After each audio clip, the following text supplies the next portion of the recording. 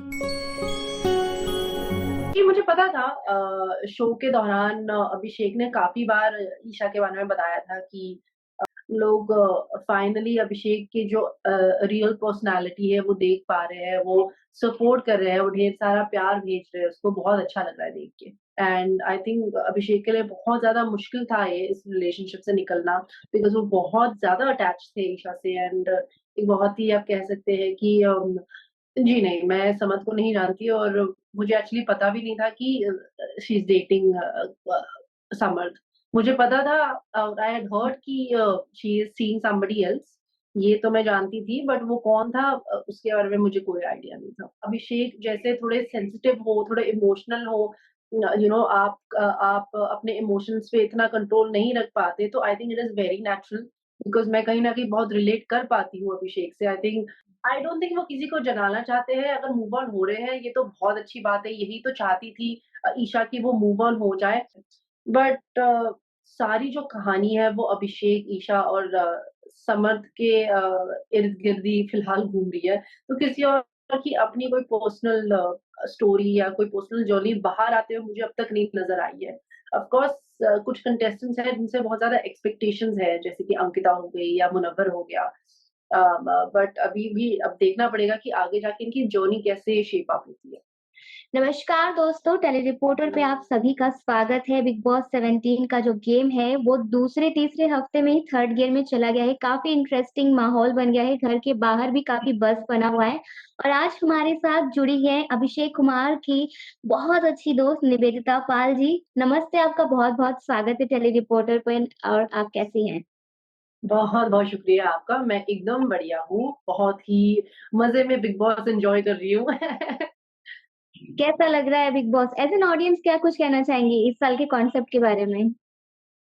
I think कुछ अलग हर बार ये करने की कोशिश करते हैं, कुछ अलग ऑडियंस के लिए हर बार ये लाते हैं, तो आई थिंक इस बार भी इन्होंने कुछ डिफरेंटली करने की कोशिश की है, काफ़ी एक्साइटिंग और इंटरेस्टिंग तो लग रहा है, बट आई थिंक अभी भी टाइम लगेगा लोगों को प्रॉपर्ली सेटल होने के लिए घर में। जैसे बिग बॉस के घर के अंदर काफ़ी सारी चीज़ें चलती रहती हैं, बहुत ही हाई वोल्टेज ड्रामा हुआ है, दूसरे हफ्ते में ही वाइल्ड कार्ड एंट्री हो गई है हुँ, और आप अभिषेक को पर्सनली बहुत अच्छी तरह जानती भी हैं जी। कि कई बार सेलेब्स के लिए घर के अंदर होके उनके लिए पॉसिबल नहीं हो पाता है कि नेशनल टेलीविज़न पर खुलकर अपना एक पर्सपेक्टिव रखना, तो आप हुँ, अभिषेक के सपोर्ट में जो बैठी हैं, अभिषेक की दोस्त हैं आप हुँ। अभिषेक के बिहाफ़ में अभिषेक कुमार के फैन्स को क्या कुछ कहना चाहेंगे उनके बिहाफ़ में? आई थिंक अगर अभिषेक इस वक़्त बाहर होता और वो देख पाता कि इतना सपोर्ट और इतना प्यार मिल रहा है उसको उसके फैन्स से, तो वो बहुत ही ज़्यादा खुश होता।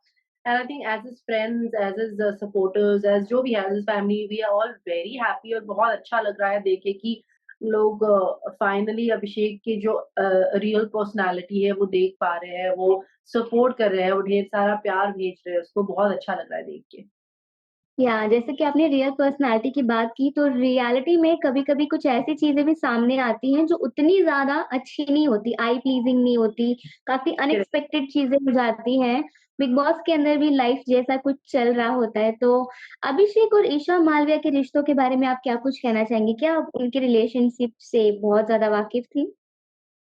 जी, मुझे पता था शो के दौरान अभिषेक ने काफ़ी बार ईशा के बारे में बताया था कि काफ़ी टाइम से मतलब 1 साल से सिंगल है और वो किसी के साथ एक सीरियस रिलेशनशिप में थे, जो बहुत उन्हें पर्सनली और पर्सनल नोट इफ़ेक्ट किया था अभिषेक को और वो अब तक उससे निकल नहीं पाए हैं। एंड आई थिंक अभिषेक के लिए बहुत ज़्यादा मुश्किल था ये इस रिलेशनशिप से निकलना बिकॉज़ वो बहुत ज़्यादा अटैच थे ईशा से एंड एक बहुत ही आप कह सकते हैं कि अ, बहुत ही ओवर अटैचमेंट हो गई थी अभिषेक को उससे। ईशा और अभिषेक इन दोनों में से आपको जेन्युइन कौन लगता है? और ईशा के गेम के प्लान के बारे में क्या कुछ कहना चाहेंगी? क्या वो अपने आप को समझ नहीं पा रही हैं या फिर वो पहले से प्री प्लान करके आई हैं और वो फेक कर रही हैं गेम में बहुत ज़्यादा? सी ईशा बिग बॉस के घर में बिग बॉस की तरह से ही खेल रही है। जिस तरह से आप एक खिलाड़ी को एक्सपेक्ट करोगे वो उसी तरह से खेल रही है। व्हेयरएज़ अभिषेक जो है वो he is just being himself. वो बस अपनी असली पर्सनैलिटी जो है वो दिखाने की कोशिश कर रहा है, जो चाहे आप उसकी एग्रेशन की बात करो, चाहे आप उसकी इमोशंस की बात करो, जहाँ वो इमोशनल ब्रेकडाउन्स के थ्रू भी गुज़रता है। तो Abhishek I would say is just trying to be himself and handle the situations जैसे वो अपनी पर्सनल लाइफ में भी हैंडल करता है। या रिसेंटली ईशा मालिया के करंट बॉयफ्रेंड समर्थ जुरैल घर में एंटर कर चुके हैं। क्या आप उनको पर्सनली जानती हैं? जी नहीं, मैं समत को नहीं जानती और मुझे एक्चुअली पता भी नहीं था कि she is dating Samarth.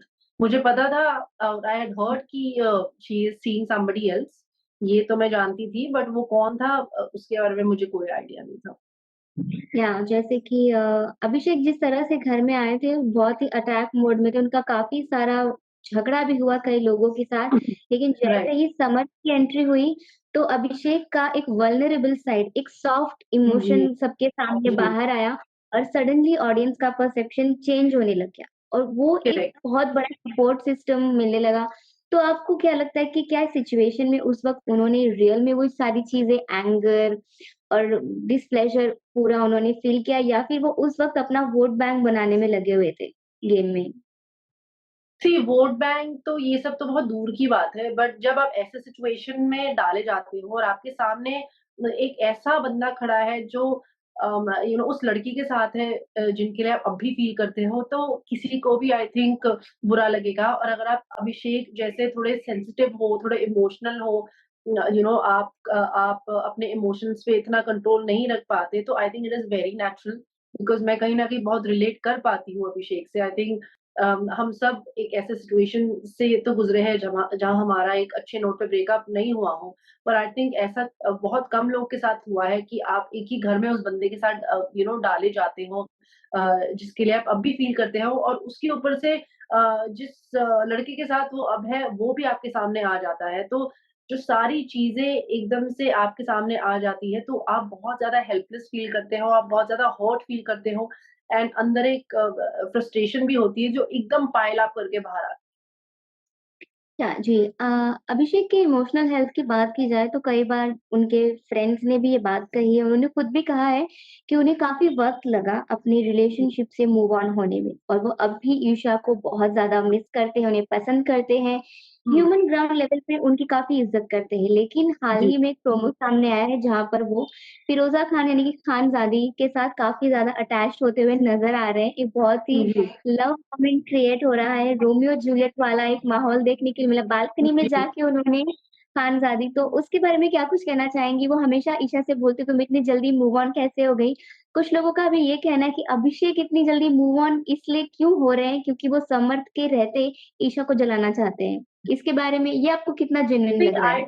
I don't think वो किसी को जलाना चाहते हैं, अगर मूव ऑन हो रहे हैं, ये तो बहुत अच्छी बात है, यही तो चाहती थी ईशा कि वो मूव ऑन हो जाए and I don't think move on करना इतना ईज़ी है बट